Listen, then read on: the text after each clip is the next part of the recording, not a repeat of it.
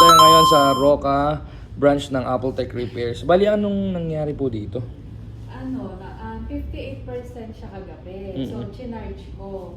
10 o'clock, tapos nung tinanggal ko siya ng 12, ganyan na siya. Inopen ko, Sige set po. up lang of white. Pwede po nating i-check para po malaman natin. Pero technically talaga pagka ganito, LCD na talaga siya. Pero malaki naman yung chance pwedeng ma-repair siya. So kung hindi na mawawala yung mga files. Kung napapansin niyo po, narinig niyo tumutunog.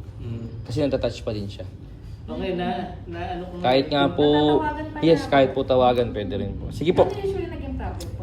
Moisture, may moisture talaga. Tsaka sakit talaga ni LCD ng 13 Pro. Ayan, 13 Pro pala to. 13 Pro and 13 Pro Max. Kahit nga po sa ibang series nangyayari din siya. Ang nangyayari dito, logically speaking, parang ano siya, same siya ng TV. Kinakapos yung kuryente or sumusobra yung kuryente. So, Baka ako na-overcharge. nangyayari din po. Pero mostly sa moisture. So, since ito widescreen to, check na lang po muna namin.